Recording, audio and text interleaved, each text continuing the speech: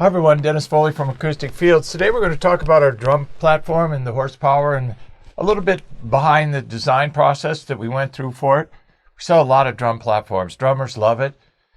Ironically, we sell a lot of them in New York in apartment buildings because, you know, the noise transmission through the floors, especially with drums in these apartment buildings, is kind of an issue. So it's not a noise transmission technology, it's a sound absorption technology, but obviously you reduce the amount of pressure, less noise will be transmitted, right?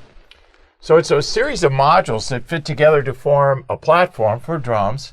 You can see here in the graphic what it looks like. It's a series of modules. There's non-skid surfaces on both sides, the sides that hit the floor and the sides that you put your drum on. And it's varies in height from 6 to 10 inches, depending on what we're trying to do with the frequency range. So 24 by 48 are the modules. They're heavy, 125, 130 pounds a piece. So all said and done, you're going to have a platform that's 1,000 pounds, you know, in a small setup. So let's look at the frequency range of what we're fighting, so to speak. Kick drum, 50 to 80 hertz. Tom, 240 to 500.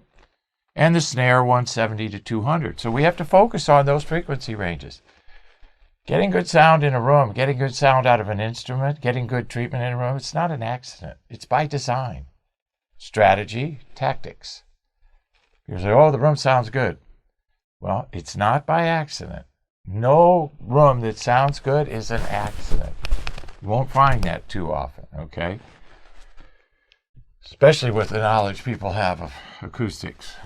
So 50 to 500 hertz is our range that we have to be concerned about. Okay, so what did we do? We took our 12 and 10 technologies and we modified them. So our ACDA12 is 30 to 50 big, so we shrunk it down in terms of depth. 50 to 80 is the performance for the platform. And then we modified our 10, which is broadband, 30 to 300, 40 to 400.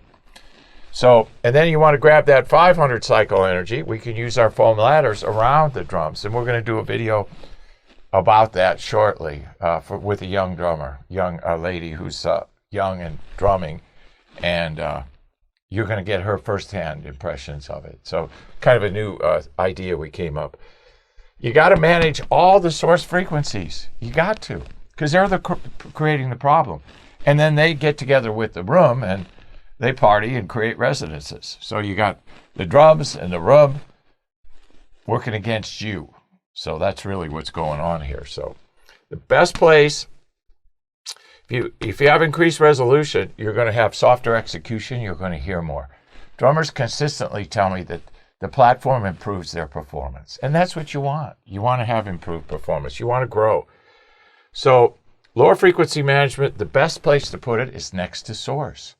That's what you want to do. And you can't get closer to source than a platform that drums sit on, right? So most of the platforms that we have, 8, 8, 10, 10, most popular sizes, but we can build it whatever you need to do in your situation. So reduce pressure, increase resolution. That's the game. That's what we're trying to do here. So specific treatment types, specific modules for each frequency range. There's a whole host of combinations that we use depending on the diameter of your kick and things like that. So drum platform horsepower. Hope this helps. Thank you. Thank you for watching this video, and if you liked it, please give us a thumbs up. We also have a newsletter that you can subscribe to, so please do that because we offer special price discounts to only those on our newsletter. And then don't forget about our forum. We have started a forum on our own website where people ask questions, and I usually get a chance every couple of days to look at it. There's an interchange between people on the forum, and we'll give you real answers on a regular basis, so that'll help you. Thank you.